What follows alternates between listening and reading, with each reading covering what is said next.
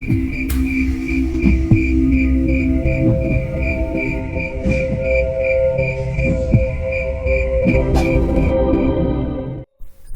segera mengeluarkan pusaka rantai pisaunya.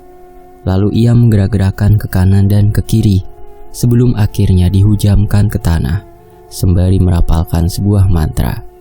4 arah mata angin, tatapan mata elang yang mampu menembus pekatnya kabut, tingginya cakrawala, dalamnya lautan, dan kerasnya bebatuan. Rasakan auranya. Garung bawah, crash. Gandaria mencoba menembus lebih dalam waktu, tempat, dan keadaan yang ada di hadapannya sekarang. Penglihatannya terus-menerus menembus pepohonan, bebatuan, hewan-hewan buas, dan masih banyak lagi. Sampai akhirnya, "Ketemu!" teriak Gandaria. "Di mana Raden Muda?" tanya Kang Sukri. Akan tetapi Gandaria langsung menghentikan penerawangannya. Dia menutupi mulutnya dengan kedua tangan. "Tidak mungkin," ucap Gandaria. "Ada apa?" tanya seluruh para abdi yang sedikit panik melihat raut wajah Gandaria yang penuh ketakutan. "Raden Sengkuni," ucap Gandaria. "Ada apa dengan Raden Sengkuni? Bagaimana dengan Kimpul? Bagaimana dengan Raden Muda?" teriak Kang Sukri dengan panik. Raden Muda sedang mengasah kerangkeng sukmo. Namun di hadapannya sudah ada Raden Sengkuni beserta dengan orang-orang dari berbagai zaman yang sudah dibangkitkan dari kematiannya, ucap Gandaria. Kang Sukri, Grandaka, Upaksa, Rudra, Purwa, Banu Rasmi, dan prajurit utusan Dharma tidak mempercayai apa yang baru saja dikatakan oleh Gandaria. "Jangan bercanda, tidak mungkin orang mati mampu dihidupkan kembali," ucap Banu Rasmi. "Tapi aku melihat jasad Nyi Kanti, Raden Brotoseno bahkan..." Gandaria meneteskan air matanya, seperti tidak terima bahwa orang yang sangat disayanginya dibangkitkan kembali. Bahkan Kang Waris pun ikut dibangkitkan. "Apa?" teriak mereka semua secara bersamaan. Sementara itu, Kimbul mengasah pusaka kerangkeng sukmo. Ia tak gentar untuk menghadapi Raden Sengkuni dan ketujuh jasad yang sudah dibangkitkan. "Apakah kau sedang bercanda, Raden Muda? Kau ingin mati sia-sia?" tanya Raden Sengkuni. Kimbul tersenyum kecil sembari mengerciskan mulutnya, seperti sedang mengejek omongan besar dari Raden Sengkuni. "Kau tahu, kau hanya sendirian di sini. Jika kau mati, maka babat keluarga Ningrat akan hancur seketika," jelas Raden Sengkuni yang sedang terduduk dengan kedua sayap Lowo Ireng yang menggertak di udara. Belum lagi bola banaspati yang mengelilingi punggung bagian belakangnya. Lagi-lagi, Raden Muda mengerciskan mulutnya untuk kedua kalinya. Tatapan Raden Muda mulai berubah. Dari pipinya keluar 3 tanda garis kemerahan. Tanda itu adalah tanda dari Trah Argoyo yang dikenal dengan Kanuragan Macan Ketawang. Perlahan, Raden Muda mendongakkan kepalanya, seraya berucap kepada Raden Sengkuni, "Manusia yang membangkitkan manusia yang sudah mati. Sebenarnya dia sudah berada dekat terhadap kematian. Kau tahu mengapa?" tanya Raden Muda kepada Raden Sengkuni. Raden Sengkuni hanya terdiam. Ia kemudian memalingkan kepalanya, seperti hendak menunggu kalimat sambungan dari Raden Muda tersebut. Itu dikarenakan dia telah melewati batas takdir dirinya sebagai manusia. "Kau telah mengikrarkan diri sebagai Tuhan," teriak Raden Rahardian. Raden Sengkuni tersenyum lebar. Ia lalu tertawa kegirangan mendengar kalimat terakhir dari sambungan kalimat yang ditunggu-tunggunya. "Tuhan? Ya, selangkah lagi aku akan menjadi Tuhan. Lihatlah, kutukan 1000 lelembut sudah kubuat, Pangaworohmu sudah kuambil, dan kau hanya seorang bocah," dan berlagak sombongnya sambil mengasah pusaka tua itu di hadapanku. Tatkala Raden Sengkuni menyombongkan diri, terdengarlah suara hembusan angin yang sangat kencang. "Energi ini," ucap Raden Muda. Tidak berselang lama, terdengarlah suara riuh teriakan orang-orang dari atas langit. Teriakan itu membuat Raden Muda menatap ke arah langit dan menatapnya secara tajam. "Wush! Hah? Kalian?" teriak Kimbul. "Raden Muda tidak sendirian!" teriak mereka secara bersamaan. Bum! 9 orang yang datangnya dari langit mendarat tepat di hadapan Raden Muda. Mereka adalah Kang Sukri, Gandaria, Banurasmi, Grandaka, Rudra, Purwa, Upaksa, dan ketiga prajurit utusan dari Dharma. "Ah, pinggangku!" teriak Kang Sukri. "Ada orang tua, lain kali kau tidak usah ikut main kincir angin buatan Banurasmi. Sudah pasti pinggangmu encok," ucap Gandaria sembari memukul pinggang Kang Sukri yang kesakitan. "Kang Sukri, Banurasmi, kalian semua!" teriak Kimpul. Kang Sukri dan yang lainnya tersenyum ke arah Kimpul. Kali ini Kimpul tidak diperkenankan untuk sendirian. Ada banyak abdi dari masing-masing trah yang turut membantu bertarung bersama dengan Raden Muda untuk menghadapi Raden Sengkuni. "Raden Muda, perkenalkan, aku Gandaria. Aku abdi wanita satu-satunya dari trah Argoyo," ucap Gandaria. "Gandaria, nama yang indah," ucap Kimpul. Gandaria langsung tersipu malu. Ia segera membalikkan badannya, sembari menutupi wajahnya yang sudah berubah warna menjadi merah merona karena dipuji Raden Muda. "Alah, dipuji gitu aja langsung salah tingkah. Aku yang tiap hari dipuji oleh Raden Muda biasa aja kok." Pruk. Satu pukulan kencang mengarah ke bagian kepala Kang Sukri. Kali ini wajah Gandaria berubah drastis dengan mata elangnya yang aktif seperti hendak menerkam Kang Sukri. "Au, sakit!" teriak Kang Sukri. "Kalian ini lucu ya," ucap Kimpul. Namun di sisi lain, Raden Sengkuni sedikit resah dengan kehadiran para abdi, yang masing-masing abdi tersebut memiliki pusaka dan kanuragan. Menarik. Reoni berdarah sudah di depan mata. Menarik. Ketiga abdi maju terlebih dulu sembari menodongkan pusakanya masing-masing. Mereka adalah Rudra, Purwa, dan Upaksa. Raden Sengkuni segera mengambil alih. Ia kemudian menurunkan salah satu dari banyaknya pasukan yang sudah dibangkitkan. "Birawa, buatlah mereka tertegun dengan kemampuan alas wingitmu itu." Seorang pria yang dibangkitkan yang bernama Birawa langsung menghadang ketiganya. Dengan tangan kosong, Birawa mampu menangkis ketiga pusaka milik Rudra, Purwa, dan Upaksa. "Hah? Ditangkis dengan tangan kosong?" ucap mereka bertiga. Birawa mengayungkan bogeman mentah ke arah ketiganya. Untungnya, ketiganya masih bisa mundur dan kembali ke barisan semula. "Cuy, kanuragan kita tidak setara," ucap Purwa kepada Kimpul. "Benar, kita tidak setara dengannya." Kimpul mulai mengeluarkan kerangkeng sukmo yang semula disarungkan. Dia berniat untuk segera mengeksekusi pembuat onar dari bencana yang ada. "Kita hanya perlu mengalahkan satu orang agar semua jasad yang sudah dibangkitkan mereka semua tidak bisa kembali menyerang kita dengan kanuragan besar yang dimilikinya," jelas Kimpul kepada seluruh para abdi. "Maksud Tuan Muda, kita harus mengalahkan Raden Sengkuni?" tanya Kang Sukri. "Benar. Tapi hanya pusaka kerangkeng sukmo yang mampu menyegel kanuraganya dan membalikkan semuanya seperti semula," jelas Kimpul. Dari kejauhan, Raden Sengkuni hanya tersenyum. Dia merasakan getaran besar yang menyelimuti tubuhnya tatkala melihat secara langsung aura yang berada di sekitaran Raden Rahardian. "Raden Muda, sebenarnya kau ini keturunan siapa? Mengapa kau memiliki banyak aura yang bercampur menjadi satu? Sangat menarik," jelas Raden Sengkuni yang masih terduduk di singgasana di antara reruntuhan batu tersebut. Diskusi panjang masih terus berjalan.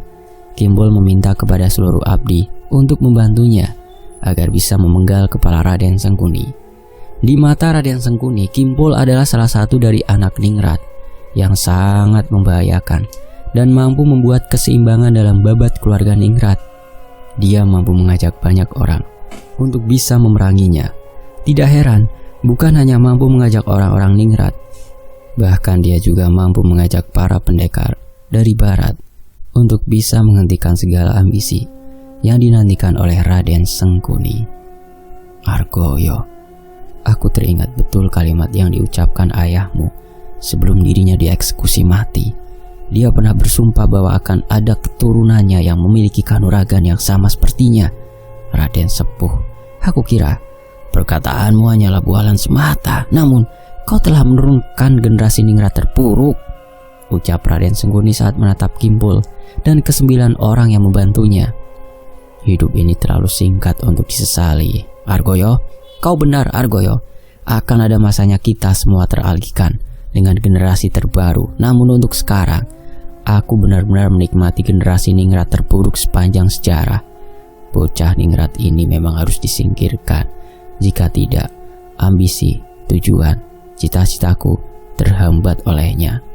Bocah itu bernama Raden Muda bersama dengan ke-9 orang yang masih dinaungi oleh keluarga ningrat sudah mulai bersiap. Raden Sengkuni mulai menggerakkan sayapnya. Perlahan tubuhnya terangkat dan dia terbang di antara banyaknya para mayat yang sudah dia hidupkan kembali. Penampakan yang tak biasa diperlihatkan oleh Raden Sengkuni. Bola-bola banaspati yang mengelilingi tubuhnya kini bertambah besar. Kilauan cahaya dan hawa panasnya terasa begitu meresahkan. Bocah itu bernama Raden Rahardian Artonegoro. Aku tahu kau ingin membunuhku kan? Tapi kau melupakan dosa-dosa kita sebagai penyandang Traningrat, teriak Raden Sengkuni dengan suara yang menggelegar. Sontak saja, teriakan itu membuat beberapa abdi merasa gentar. Baru kali ini mereka menghadapi monster yang kanuraganya tidak sebanding dengan yang mereka miliki. Cih, dia benar-benar pemimpin Trah Sengkuni yang gila. Makhluk apa dia sebenarnya? Ucap Grandaka. Tidak heran, dia pernah disebut-sebut sebagai iblisnya para ningrat. Aku tidak heran jika kemampuan lawa irengnya sangat sempurna untuk pemimpin Trah sepertinya. Jelas Gandaria. Iblis para ningrat? Tanya Kang Sukri. Gandaria mengangguk, seolah membenarkan kalimat yang disampaikan oleh Kang Sukri. Ia kemudian menggerak-gerakkan pusaka miliknya, Garung Bawah. Dahulu, Trah Sengkuni hanya perkumpulan orang-orang penjilat. Dia selalu menempel kepada Trah Argoyo, Kodra, Brotoseno dan Sujana. Tujuan dari Trah Sengkuni adalah agar bisa mendapatkan kanuragan yang dia inginkan dan bisa menduduki kekuasaan tertinggi yang sejak ratusan tahun tidak ada yang menempatinya. Namun, langkahnya dihentikan oleh Trah Argoyo. Semenjak saat itu, dia menghasut antar sesama Trah, terlebih lagi Trah yang paling bodoh di antara Trah lainnya, Trah Brotoseno. Jelas Gandaria dengan detail. Kimbol semakin yakin jika Gandaria memiliki banyak informasi terhadap abad kekosongan babat keluarga ningrat. Apa yang baru saja diceritakannya adalah bukti bahwa abad kekosongan babat keluarga ningrat itu nyata. Raden Muda, kalah dan menangnya peperangan ini ada di tanganmu. Kematian kita bukanlah penentu kemenangan dan kekalahan, namun kematianmu adalah akhir dari babat keluarga ningrat, tekan Gandaria sembari menatap Kimpol dengan cemas. Perlahan, seluruh abdi menatap kepada Kimpol, seperti meyakinkan bahwa Kimpol akan menjadi penentu kemenangan dari peperangan ningrat ini. Di pandangan Kimpol, Gandaria, Kang Sukri, dan yang lainnya bukanlah seorang abdi. Mereka lebih dari itu. Mereka layaknya seorang teman, saudara, atau bahkan ikatan yang lebih. Hei, ucap Raden Sengkuni sembari memainkan bola apinya dengan menggunakan tangan kanannya. Cih, sirkus ningrat itu mulai menyombongkan diri, ucap Grandaka. Dia hanya badut ningrat kok, jangan takut. Akan kubuat dia menari-nari dengan sabit hitamku, jelas Kang Sukri. Raden Sengkuni mengawali serangan pertamanya dengan melemparkan beberapa bola api banaspati ke arah Kimpol dan lainnya. Bola api itu terus memutar ke udara dan memecahkan diri hingga menjadi beberapa bagian. Awas, serangan bola banaspati, teriak Kimpol kepada seluruh abdi. Serahkan kepadaku Tuan Muda. Banu Rasmi segera mengambil tindakannya terlebih dahulu. Dia berlari ke arah bola api banaspati sembari mengeluarkan pusaka kandaranya. Atas nama angin, lautan, bumi, langit dan seluruh jagat alam Kandaraya, berkabunglah dalam balutan alam yang memenjarakan kenistaan. Kandara, teriak Banu Rasmi sembari menghujamkan pusakanya ke tanah. Tak berselang lama, tanah bergetar dengan hebat. Muncul sebuah tembok besar di hadapan Banu Rasmi yang melindungi seluruh orang di belakangnya. Bola api banaspati itu masih mengudara. Raden Sengkuni yang melihat kegigihan dari Nyi Kanti hanya bisa tersenyum. Banaspati pun bisa kutangkis, ucap Banu Rasmi dengan bangganya. Inilah kanuragan alam dari pusaka Kandara itu. Sungguh pusaka dan kanuraganya mengagumkan, ucap Raden Sengkuni sembari memainkan jari jemarinya untuk memperlambat pergerakan dari bola api banaspati. Namun, tunggu. Mengapa bola apinya sangat lambat dan bahkan... Ucap Kimbul. Sialan, Raden Sengguni menghentikan pergerakan bola api Banaspati itu agar tidak mengenai benteng tanah yang dibuat oleh Banu Rasmi. Ucap Kang Sukri. Raden Sengguni bukanlah seorang penjahat yang tinggal diam ketika rencananya berhasil dihentikan. Dia kemudian merapalkan sebuah mantra untuk menggerakkan salah seorang pemimpin terah dengan tujuan menghilangkan tembok tersebut. Nyi Kanti, patuhi perintahku, ucap Raden Sengguni. Seorang pemimpin terah yang dibangkitkan oleh Raden Sengguni berlari ke arah tembok besar yang menjulang tinggi. Larinya sangat cepat. Di telinganya terdapat sebuah bunga kantil yang menjadi tanda sebagai pemimpin terahnya. Ia kemudian mengeluarkan sebuah pusaka keramat seperti tusuk konde dari kepalanya. Tusuk konde emas atau yang disebut sebagai pusaka Kantiroso adalah satu dari 7 pusaka yang sangat dicari oleh orang-orang karena kehebatannya.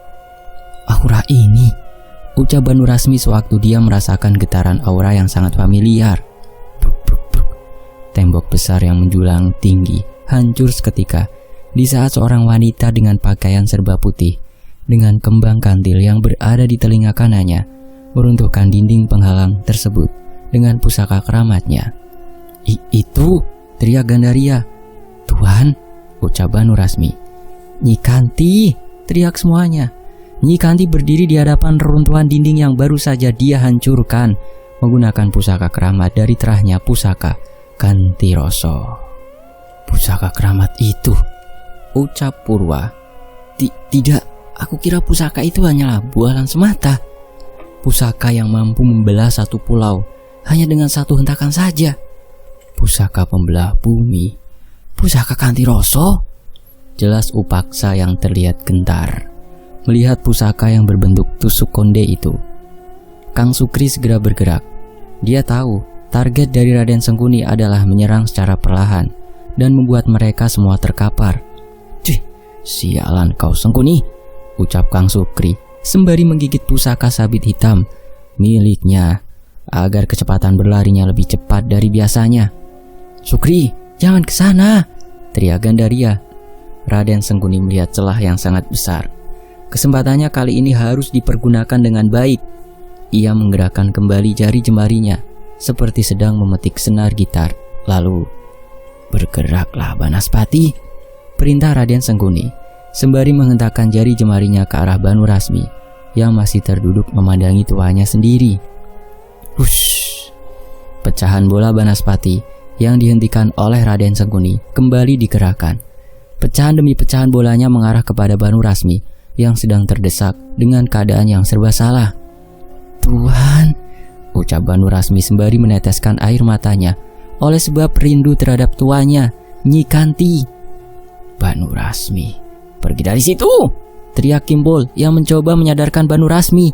Sial, tidak akan sempat, ucap Gandaraka. Kang Sukri sedang dihadapi 2 permasalahan besar. Permasalahan pertama, dia harus menyelamatkan Banu Rasmi dari Nyi Kanti. Lalu permasalahan selanjutnya adalah pecahan bola api Banaspati itu mengarah kepada Banaspati. Mau tidak mau, Kang Sukri kembali mengeluarkan tarian pusaka sabit hitam untuk menyelamatkan Banu Rasmi dari 2 serangan yang datangnya secara bersamaan. Atas nama pusaka sabit hitam, tarian sabit hitam, penjagalan angin malam. Krak! Tubuh Kang Sukri melesat cepat. Ia kemudian mengambil tubuh Banu Rasmi guna menghindari 2 serangan dari Raden Sengguni secara bersamaan. Brak-brak! Serangan bola api Banaspati itu hampir mengenai Kang Sukri dan juga Banu Rasmi. Untungnya, Banu Rasmi berhasil diselamatkan lewat tarian sabit hitam milik Kang Sukri. Sukri? Ucap Banu Rasmi. Kau tidak apa-apa? Tanya Kang Sukri. Maafkan aku gegabah, ucap Kang Sukri hanya mengangguk.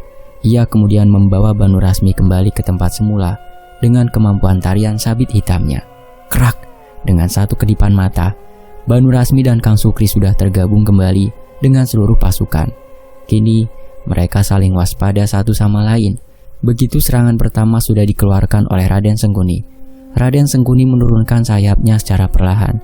Ia kemudian terduduk dengan kaki kanan yang mendekap ke atas kaki kiri, lalu tangan kanannya menahan dagunya, sedangkan sayap Lowo Ireng mulai menutup diri secara perlahan. Bola-bola banaspati yang mengelilingi belakang punggung Raden Sengkuni mulai dihentikan pergerakannya. Raden Sengkuni benar-benar terlihat seperti penjahat kelas atas dengan gaya duduk layaknya iblis yang menyeramkan. Ia juga hanya terdiam sambil memainkan jari jemarinya seperti sedang memainkan bidak catur yang ada di hadapannya. Pertama, aku akan memajukan pemimpin dari alas wingit, ucap Raden Sengkuni sembari memainkan jari jemarinya. Dengan seketika, seorang pemimpin dari alas wingit yang bernama Birawa langsung melesat maju mendekati Nyi Kanti. Ia kemudian mengangkat kedua tangannya, lalu mengarahkannya ke tanah, sembari dihentakkan 3 kali pukulan. Tidak berselang lama, muncul sebuah energi besar yang benar-benar dirasa sangat mengerikan. Kanuragan Ireng terpancar luas hingga membuat suara riuh yang mengganggu telinga orang-orang yang ada di sekitarnya. "Ah, gendang telingaku!" teriak Gandaraka yang tak mampu mendengar suara riuh dari kanuragan Ireng milik Birawa. Suara riuh itu menciptakan sebuah gerbang besar yang berdiri tegak di hadapan Kimpol dan yang lainnya. Dari dalam gerbang tersebut, keluar secara perlahan para demit alas wingit yang merupakan bagian kekuatan dari kanuragan Ireng milik Birawa. Bentukan mereka bermacam-macam. Ada yang seperti bentukan genderuwo, pocong, siluman, atau bentukan-bentukan lainnya yang sangat tidak masuk akal. "Dedemit alas wingit," ucap Kang Sukri. Kau tahu tentang itu?" tanya Gandaria kepada Kang Sukri. "Gerbang itu adalah gerbang pembuka dedemit alas wingit. Aku pernah mendengar rumornya bahwa dalam pertarungan antara Raden Angkoro melawan Birawa, gerbang itu terbuka lebar, dan yang lebih mengerikannya, Raden Angkoro hampir dikalahkan oleh para dedemit alas wingit milik Birawa," ucap Kang Sukri. Benar-benar di luar nalar. Ini bukan pertarungan antara para abdi dan Raden Sengkuni, melainkan ini pertarungan antara para abdi ningrat melawan para iblis yang dibangkitkan oleh Raden Sengkuni, tambah Kimpul. Para dedemit alas wingit mulai mendekati mereka. Gandaria segera meminta kepada yang lainnya untuk waspada. "Jangan sampai dedemit alas wingit itu mengambil Raden Muda," teriak Gandaria. Ia kemudian memimpin komando atas semua abdi untuk menjaga Raden Muda dan melawan para demit yang ada di hadapannya. "Sementara ini, kita hentikan pemilik gerbang alas wingit. Biarkan Raden Muda maju ke bagian terdepan untuk mengkerangkeng Raden Sengkuni agar kutukan ini hilang," teriak Gandaria. Seluruh abdi menyetujui langkah dari Gandaria. Mereka pun mengeluarkan masing-masing pusakanya dari sarung pusaka. "Raden Muda, sekarang!" teriak Gandaria sebagai tanda akan kembali diberlangsungkannya gendering peperangan ningrat. Gandaria, Sukri, Banu Rasmi, Gandaraka, Purwa Upaksa Rudra, dan orang-orang ningrat suruhan Dharma maju terdepan. Sedangkan Kimbol, dia berada di belakang Gandaria dan yang lainnya untuk menunggu momen penting agar bisa mencapai Raden Sengkuni. Krak, krak, krak, krak, krak. Seluruh abdi bertarung bersama melawan dedemit alas wingit. Seluruh kekuatan mereka keluarkan demi mengalahkan Raden Sengkuni. Kimbol yang melihat kekompakan para abdinya hanya bisa tersenyum sembari menatap ke arah Raden Sengkuni yang masih terduduk dengan santainya sambil memainkan jari jemarinya. Satu persatu dedemit yang dikeluarkan oleh Birawa telah ditumbangkan. Krak, krak, krak, krak, krak, krak. Amukan Dewi Angin, tarian bulan sabit hitam, dan seluruh kekuatan para abdi terbuka untuk mengalahkan para dedemit. Jangankan puluhan dedemit, ratusan atau bahkan ribuan dedemit akan aku bakar, teriak Gandaraka. Gandaraka membakar para dedemit yang menghalangi langkahnya. Satu gertakan pusakanya mampu membakar tubuh para dedemit. Ruh api yang ada di dalam pusakanya benar-benar membara sangat kencang. Tak mau kalah, Banu Rasmi mengeluarkan petaka Dewi Angin. Dia meletakkan pusakanya di tangan kiri, lalu menari-nari seperti Dewi Angin yang hendak memberikan sebuah pertunjukan istimewa kepada para tamunya. Petaka Dewi Angin, tarian tanpa suara. Dari pusakanya muncul angin yang sangat besar hingga mengempaskan seluruh dedemit yang terus keluar dari gerbang alas wingit milik Birawa. Krak, krak, krak. Seluruh demit berhamburan dan terpental di saat Banu Rasmi mengeluarkan petaka Dewi Angin miliknya.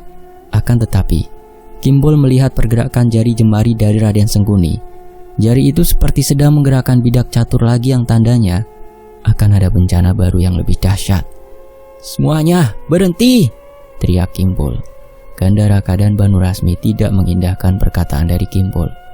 Mereka berdua terus menyerang para dedemit dengan brutal. Raden Sengkuni tersenyum tipis. Ia kemudian memerintahkan salah satu dari bidak caturnya untuk menghabisi para abdi ningrat beserta Raden Muda yang menjadi pemimpinnya. "Patuhi perintahku, pemilik tapak sukmo." Brrr. Seseorang yang diperintah oleh Raden Sengkuni melesat cepat menuju ke medan peperangan. Raden Sengkuni kemudian bangkit dari duduknya sembari memainkan jari jemari seperti sedang mengisyaratkan akan ada petaka baru yang sedang menghampiri Kimbul beserta para abdi ningrat. Selama maestro memainkan jalannya pertunjukan, selama itu pula kepuasanku melihat para ningrat terkapar dengan bersimbah darah di tanah keramat ini, ucap Raden Sengkuni. Tiba-tiba Gandaria dan Kang Sukri merasakan sebuah aura yang sangat dikenalnya. "Aura ini," ucap Gandaria dan Kang Sukri secara bersamaan. Mereka berdua kemudian melihat pergerakan dari Banu Rasmi dan juga Gandharaka yang masih mengurusi para dedemit alas wingit. Namun mereka tidak menyadari ada aura kematian yang baru saja muncul. Dan tak berserang lama, bum, bum, Banu Rasmi dan Gandharaka terpental seperti ada ledakan mengenai tubuh keduanya. "Banu Rasmi, Gandharaka!" teriak Kimbul saat mengetahui tubuh keduanya terbang ke langit lalu terjatuh tepat di dekat mereka. "Tabib, hentikan pendarahannya!" teriak Gandaria. Baik, ucap suruhan dari Dharma, yang merupakan seorang pemilik kanuragan penyembuhan. Perut Banu Rasmi dan juga Gandharaka memar, seperti dipukul habis-habisan. Mulutnya terus-menerus mengeluarkan darah, seperti mengalami pendarahan di bagian dalam tubuhnya. "Kanuragan macam apa ini?" tanya Purwa sewaktu melihat keadaan Gandharaka dan Banu Rasmi yang sudah sedikit sekarat. Ini kanuragan milik seseorang yang kukenal," ucap Gandaria. "Kau mengenalnya?" tanya Upaksa. "Benar, ini kanuragan milik Abdi Trah Argoyo, teman seperjuanganku, Kang Waris," ucap Gandaria sembari meneteskan air mata. Dari kejauhan, Raden Sengkuni tertawa kegirangan, seperti menikmati sebuah pertunjukan baru dari bidak caturnya, Kang Waris. "Akhirnya, aku sangat gatal untuk menggerakkan bidak catur emas ini. Akan tetapi, karena kalian menantikannya, maka aku keluarkan pemilik santek tapak sukmo yang mampu membuat lawannya bisa mati dalam satu kali pukulan. Santet tapak sukmo," ucap Raden Sengkuni. Serangan demi serangan masih berlanjut. Kali ini serangan mengarah kepada Raden Muda. Serangan dari Birawa dan juga Nyikanti secara bersamaan demi mendapatkan kesempatan yang lebih banyak. Kang Sukri dan Gandaria segera melindungi Raden Muda. Akan tetapi, lagi-lagi serangan tapak sukmo itu mementalkan tubuh keduanya hingga terpental jauh. Bum, bum. Kimbul yang menyaksikan tubuh Kang Sukri dan Gandaria terpental tepat di hadapannya langsung berteriak, "Gandaria, Kang Sukri!" Serangan dari Kang Waris belum usai. Kali ini ketiga orang abdi yang masih berjaga-jaga di sekitaran memberikan sebuah perlindungan. Akan tetapi, semuanya hanya sia-sia belaka. Lagi-lagi, serangan milik Kang Waris membuat ketiganya terpental jauh hingga menyisakan Kimbul dan orang-orang suruhan Dharma yang sedang menyembuhkan Banu Rasmi dan juga Gandharaka. "Kekuatan macam apa ini?" ucap orang-orang ningrat suruhan Dharma. "Purwa, Upaksa, Rudra," ucap Kimbul dengan nada sedikit direndahkan. Bum, bum. Serangan masih berlanjut. Kini orang-orang suruhan Dharma terpental jauh menyusul yang lainnya. Kini tinggal Raden Muda yang masih berdiri sembari menggenggam kuat kerangkeng sukmo miliknya. Hentikan Kang," ucap Kimbul sembari meneteskan air mata. Dia melihat banyak korban yang sudah berjatuhan dari pihaknya. Kini hanya dirinya yang masih berdiri sembari menanyakan dalam diri, Apa yang akan aku lakukan selanjutnya? Rasa bingung, khawatir, takut, tak bisa bergerak dan tak mampu memberikan sebuah keputusan terus menghantui pikiran Kimbul. Ia bahkan hanya bisa menangis. Hehehe, ucap Raden Sengkuni. Hanya segini kemampuan orang ningrat? Hah? Bukankah kau benar-benar keturunan yang diramalkan oleh Raden Sepuh? Raden Muda? Tanya Raden Sengkuni. Raden Sengkuni tertawa kegirangan. Baru 3 tokoh yang dia gerakkan saja ke medan pertempuran, akan tetapi mereka semua dikalahkan dengan mudah dengan tapak sukma milik Kang Waris. "Hei, Raden Muda," ucap Raden Sengkuni, seperti ingin mengkompori perasaan Kimpul. "Diam, jangan bicara Sengkuni." "Mengapa kau terdiam? Ku bilang diam. Apakah kau sedang merenung? Atau sedang meminta bantuan kepada para pendekar kampungan itu?" "Sengkuni," ucap Raden Muda sembari mendesahkan suara nafasnya. "Mengamuklah Raden Muda. Keluarkan emosimu, keluarkan amarahmu. Buktikan jika kau adalah orang yang dimaksud oleh leluhurmu." Teriak Raden Sengkuni dan bersambung. Nantikan bagian berikutnya hanya di Fakta Sejarah. Terima kasih semuanya. Mohon maaf kalau ada salah kata, salah ejaan atau salah intonasi ya. Saya pamit. Wassalamualaikum warahmatullahi wabarakatuh.